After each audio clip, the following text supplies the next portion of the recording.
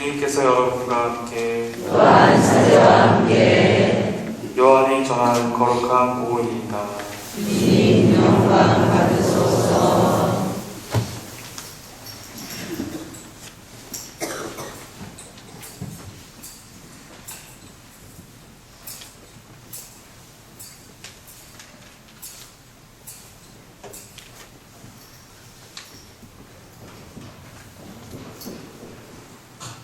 한 처음에 말씀이 계셨다. 말씀은 하느님과 함께 계셨는데 말씀은 하느님이셨다. 그분께서는 한 처음에 하느님과 함께 계셨다. 모든 것이 그분을 통하여 생겨났고 그분 없이 생겨난 것은 하나도 없다. 그분 안에 생명이 있었으니 그 생명은 사람들의 빛이었다. 그 빛이 어둠 속에서 비치고 있지만 어둠은 그를 깨닫지 못하였다. 모든 사람을 비추는 참 빛이 세상에 왔다.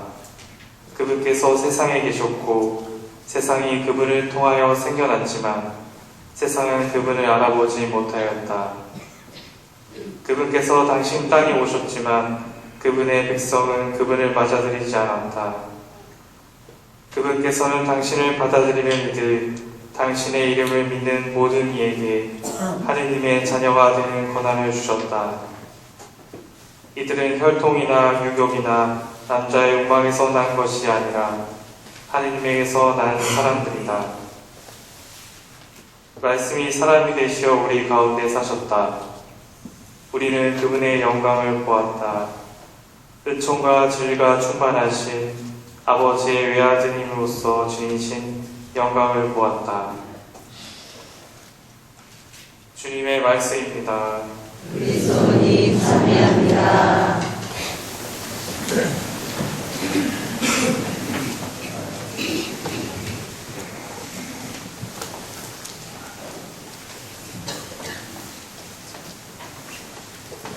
예수님, 네, 여러분들 메리 크리스마스입니다. 네, 오늘 예수님께서 태어나신 생신이십니다. 여러분들 기쁘세요? 네. 근데 얼굴이 전부 다 찌그러져 있어요. 그래요. 하느님이 인간이 되셨다는 이 강생의 신비는 우리가 아무리 많은 말을 이사여구를 섞어서 설명을 해도 다 할 수 없는 정말 신비 중에 신비가 아닐 수 없습니다.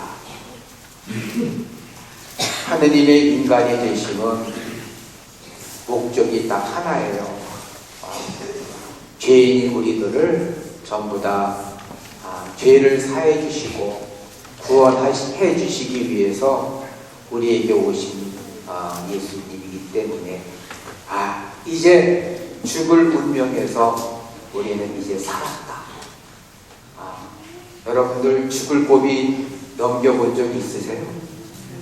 네, 별로 없군요. 근데 정말 사지에 더 이상 비껴날 곳이 없는, 정말 죽을 수밖에 없는, 파멸할 수밖에 없는 그러한 절체절명의 순간에 누군가가 나의 하나밖에 없는 생명에 도움을 주고 또 나를 구해줬다면 우리 평생 그 은혜를 잊을 수 없을 겁니다.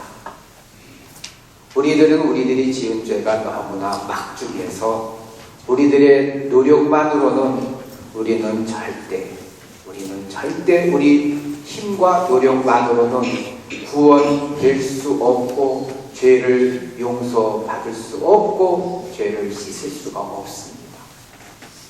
우리가 한계에 도달해서 이제는 아무것도 할 수 없을 때 하느님께서 우리를 불쌍하게 여기시고, 그래 내 힘으로 안 되니 내가 이제부터 너를 도와주겠다.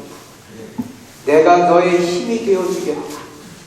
내가 너 대신 죄를, 네가 지은 모든 죄를 내가 다 안고 내가 죽겠다. 그래서 오신 분이 예수님이세요.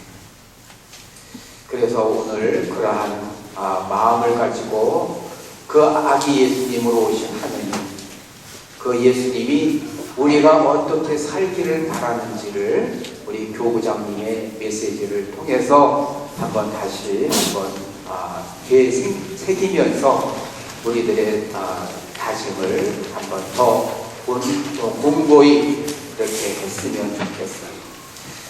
네, 어제도 밤에 읽었는데 너무 내용이 좋아서 또 우리가 한 번 읽어서 한 번 들어서 이렇게 잘 기억이 안 나는데 한번 저 역시도 읽으면서 교구장님의 말씀하신 뜻을 되새기면서 한번 저도 읽고 여러분들도 잘 경청해 주시기를 바랍니다.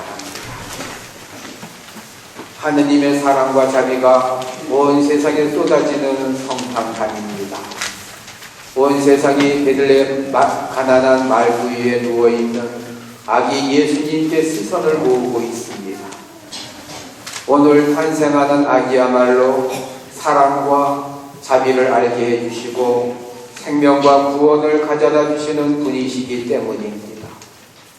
적대감과 증오로 수많은 사람들이 목숨을 잃고 극심한 소비주의와 자신에 대한 관심 속에 갇혀 있어 지구 저편에서 많은 사람들이 죽어가고 있어도 아랑곳하지 않을 만큼 무관심이 세계화되었습니다.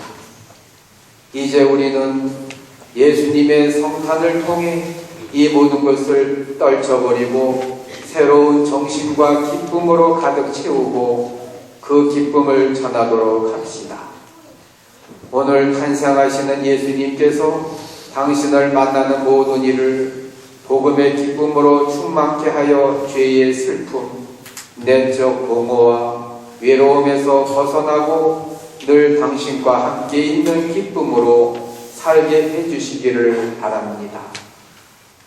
가난의 변방의 사람들을 위한 선물인 성탄, 아기 예수님의 탄생은 가난과 겸손의 극치이고 또한 예수님 탄생을 처음 보게 된 사람들이 밤새워 벌판에서 양들을 지키던 목자들이었다는 것은 성탄이 가난한 변방에 사는 사람들을 위한 축복임을 알 수 있습니다. 우리가 금년도 성탄을 맞이하여 아기 예수님이 누워 계신 구유에 더욱더 간절하게 마음을 쏟은 것은 우리 자신과 우리가 살고 있는 세상이 너무나도 어둡고 거치기 때문입니다. 아기 예수님을 향해 간절히 기도하는 가난하고 아프고 절망에 빠진 사람들이 너무나도 많습니다. 삶의 자리를 잃고 고향을 버리고 살 곳을 찾아 헤매는 수많은 난민들, 여러 가지 편협한 생각과 적대심을 품고 테러에 가담하는 사람들, 잘못된 노동법 개정에 맞서 투쟁하는 노동자들, 절망하는 농민들, 꿈과 희망을 잃은 청년들, 빚에 쪼들리는 가정들, 그리고 슬픔과 절망에 잠긴 많은 분들을 위해 기도드리러 아기 예수님께 나아가도록 합시다. 오늘 우리가 살고 있는 이 세상에 필요한 것은 자비와 용서 그리고 사랑입니다. 이 세상을 구석구석 잘 알고 계시는 프란치스코 교황님께서는 지난 12월 8일 원죄 없이 잉태되신 동족 마리아 대축일부터 내년 11월 20일 그리스도 왕 대축일까지를 자기의 희년으로 선포하셨습니다. 우리가 살고 있는 이 세계에 무엇보다 필요한 것이 자비며 자비가 없이는 인간다운 세상, 함께 사는 세상을 회복하기 어렵기 때문입니다. 우리는 이 지구상 곳곳에서 최근에 일어난 여러 가지 일들을 기억하고 있습니다. 자비라는 말에는 용서와 관용, 자선을 하고 고통을 함께 한다는 의미가 포함되어 있습니다. 자비는 더욱 빛나게 되고 자비의 희년은 더욱 풍요로워집니다. 자비로운 눈으로 세상을 바라보고 자비로운 마음으로 세상을 살아나갈 때 세상은 달라질 것입니다. 예수님께서 지상 생활에서 보여주신 모습은 온통 자비로 가득하였으며 그 자비는 세상 사람들에게 기쁨을 주었고 용기를 주었으며 상처를 낫게 하였습니다. 이제는 우리가 살아야 할 차례입니다. 대림 3주일인 자선주의를 맞이하여 프란치스코 교황님께서는 자비와 자선에 대해서 말씀하셨습니다. 자비 없는 자선과 자선 없는 자비는 무언가 부족하기도 하고 모자람이 있는 것 같아 보입니다. 그리고 우리에게 착한 사마리아인의 삶을 자비의 희년에 함께 살아가야 할 모범으로 제시하셨습니다. 복음서에서 가장 아름답고 강력하고 도전적인 이야기라 할 수 있는 것 중에 하나가 착한 사마리아인의 비유입니다. 우리도 사마리아인처럼 늘 어려움에 처한 사람들을 만나게 됩니다. 때로는 길에서 만나기도 하고 동네 한가운데 또는 신문이나 TV 뉴스를 통해서 만나기도 합니다. 그들은 도와주지 않으면 죽을지도 모르는 사람들입니다. 미국의 어느 대학에서 착한 사마리아인이 마주친 상황을 주제로 조사를 하였는데 착한 사마리아인과 같은 행동을 법적인 의무라고 생각하느냐는 질문을 하였다 합니다. 독일인의 86%가 그렇다 한 반면에 오스트리아는 26%, 미국은 19%, 한국은 불과 12%였다고 합니다. 시리아의 난민 어린이가 해변에서 주검으로 발견된 사건에 자극을 받은 나라들 가운데 독일이 가장 적극적이었고 온정적이었다는 면을 이해할 수 있게 해주는 조사입니다. 우리 사회에 착한 사마리아인으로 살아가는 사람들이 늘어나고 착한 사마리아인으로 살아가는 사람들의 열기가 가득할 때 우리 사회는 인간다운 세상으로 바뀌게 될 것입니다. 자비의 특별 희년, 우리는 자비로운 그리스도의 삶을 바라보며 살아가야 합니다. 예수님께서는 가난한 이들과 고통받는 이들 한가운데 들어가셔서 기도해 주시고 손을 잡아주시고 치유해 주시는 모습으로 보여주셨습니다. 예수님께서는 우리가 더욱 쉽게 깨닫고 본받을 수 있도록 착한 사마리아인의 비유를 들려주셨습니다. 착한 사마리아인 비유에 나오는 상황은 그 정도의 차이는 있지만 우리 주변에서 너무나도 쉽게 또 빈번하게 접할 수 있는 일들입니다. 이제 자비의 희년의 주제로 떠오른 착한 사마리아인으로 살아가는 사람들이 우리 가정과 우리 본당, 우리 교우, 우리 사회 안에서 더욱 많아지기를 바랍니다. 마지막으로 이번 성탄절과 내년 한 해 계속되는 자비의 희년 동안 우리는 북녘의 형제들을 기억하며 기도하고 형제적인 사랑을 실천하는 일을 잊어서는 안 되겠습니다. 지난번 주교단의 북한 방문은 한국 주교단의 최초의 방문으로 참으로 의미 있는 방문이었습니다.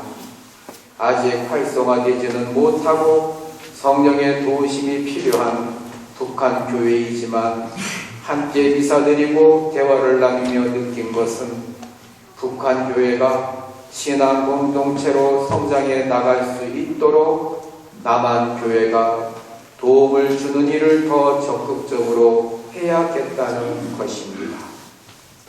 분단 70년을 맞아 남북의 화해를 위해 바치는 기도는 금년뿐 아니라 평화 통일이 되는 그날까지 계속되어야 하겠으며 북한 형제들을 위한 인도적인 지원과 교류 역시 우리 교회가 앞장서야 하겠습니다. 2015년 성탄 매주일 교부장 이기헌 베드로 대도. 네.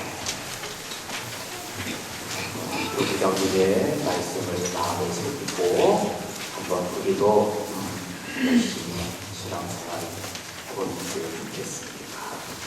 모두 일어나셔서 신앙 고백을 하도록 하겠습니다.